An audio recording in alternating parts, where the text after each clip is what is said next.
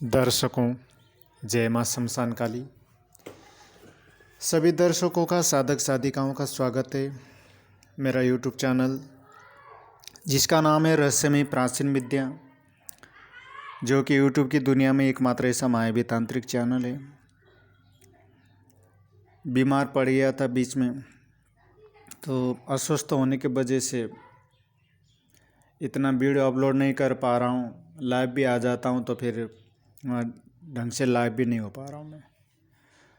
तो आज लाइव आने की कोशिश करूँगा मैं दिन में। और फिलहाल साधना की ओर आगे बढ़ते हैं। आज मैं दर्शकों के समक्ष, साधक साधिकाओं के समक्ष, श्रोतागणों के समक्ष सिद्धा नाम की जो साधना है उस पर प्रकाश डाल रहा हूँ मैं सबसे पहले परिचय देना चाहूँगा। सिद्धा ये एक प्रकार की योगिनी है। कार्य सिद्धि देने एवं जीवन की जो है सफलताओं के लिए ये देवी प्रसिद्ध है। कार्य को सिद्ध कर देती है और जीवन में सफलताओं को प्रदान करती है। इसके अलावा यदि ग्रह दशा खराब है और योगिनी दशा में सिद्धा की दशा हो तो भी ये सारे कार्य सिद्ध होते रहते हैं। इतनी समर्थ है ये सिद्धा देवी। ठीक है, इनकी उपासना करना भी कठिन नहीं है। एक पक्ष की उपासना से इनकी कृपा पाई जा सकती है, नहीं कि तुमको बार बार रिपीट करना होगा। तो अनुष्ठान के बारे में मैं बताना चाहूँगा दर्शकों को। अमावस्या के दिन त्रिकाल संध्या में, यानी कि प्रातः, दोपहर और सायं, ये तीन प्रकार की संध्या है। तो त्रिकाल संध्या में पूजा करना होता है। प्रातः खीर पूड़ी फिर मिठाई, शाम को दूध चीनी का भोग लगा के और 5000 मंत्र का जाप करना होता है। प्रातःकाल करने ये जो है करने होते हैं। ठीक है,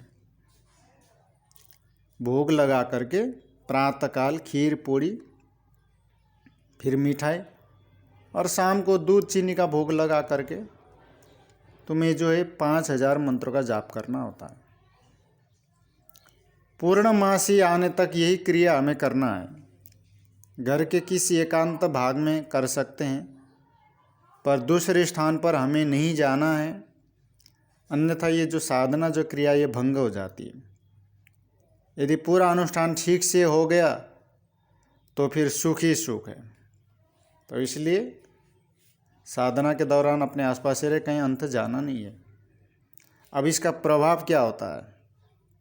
तो दर्शकों, इनकी प्रतिदिन प्रातः हमेशा शिवा पूजा और एक माला चंदन के माला से जप करते रहना है साधना के बाद।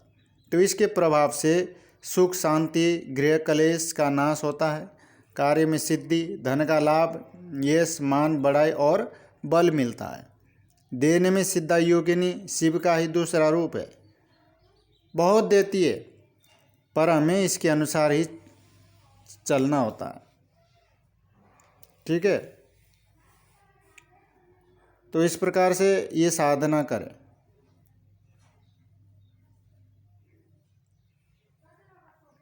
मैं जाते जाते बता देना चाहूँगा, ये योगिनियाँ कौन है। देखो, एक साधक योगिनियाँ भी होती है। ये वे योगिनियाँ हैं जो साधना करते हुए शरीर पूरा हो जाने से चली गई है, किंतु कुछ कारणों से इन्हें नया जन्म अथवा कोई गति नहीं मिली होती है। वे साधना करने पर प्रसन्न होकर के साधक के साथ रहने लगती है और मदद करती है। ठीक है ना। और समझ में नहीं आता तो थोड़ा सा और परिचय देता हूँ कि ऐसे योगिनियाँ, ये जो योगिनियों की जो है कोई संख्या नहीं है, ये असंख्य है। इसलिए एक प्रकार की नहीं, कई प्रकार की योगिनी है। आज मैंने यहाँ सिद्धा योगिनी के बारे में बताया है। ऐसे कई प्रकार की योगिनी है। मैं कोशिश करूँगा कि समय अनुसार उन सभी योगिनियों के बारे में संक्षेप में मैं बताऊँ, उनकी साधना में प्रदान करूँ। देखो, कई प्रकार की योगिनी जैसे महाविद्या योगिनी, कामेश्वर योगिनी है, मोहिनी योगिनी, मधुमती, मतलब कई प्रकार की है। एक और स्थानीय है इनकी, ठीक है, कई स्थान है। अपने समाधि अथवा साधना स्थल पर उनके लौकिक नाम जो शरीर के समय था उसके साथ संकल्प करके पूर्णमासी से पूर्णमासी तक पूजा करते हैं तो भी संतुष्ट और प्रकट होती है। ठीक है,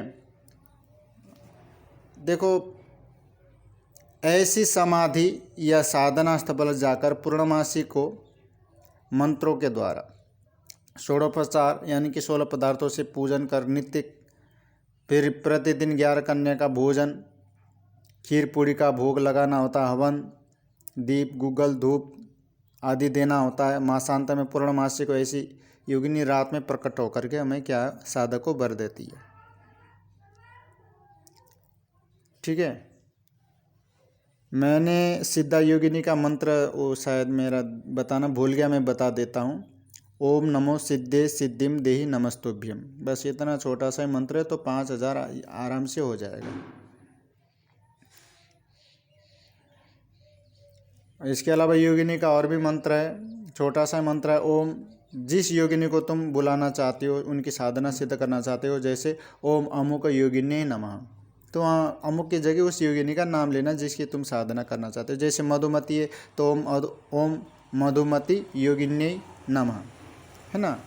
और जैसे कोई मोहिनी नाम की योगिनी की साधना अगर तुम करना चाहते हो तो ओम मोहिनी योगिन्यै नमः, तो इस हिसाब से अमुक की जगह उस योगिनी का नाम लेना होता है। तो प्रभाव क्या होता है दर्शकों, साधक साधिकाओं, ऐसी योगिनी सिद्ध होने पर हर समय कृपापूर्वक साथ रहती है, सारी बातें बताती है, पर उसकी नित्य सेवा अनिवार्य है और वहाँ जो जो भोग या पूजन मांगे सो देनी पड़ती है, उसके आदेश में रहना पड़ता है, अन्यथा वह क्रुद्ध होकर साधक को कष्ट भी खूब देती है। तो ऐसी योगिनी स्वयं भी साधक से एकनिष्ठ प्रेम करती है और वो भी यही चाहती है कि साधक भी उससे वैसा ही प्रेम करें। ठीक है, तो आज के लिए बस इतना ही। जय मां शमशान काली।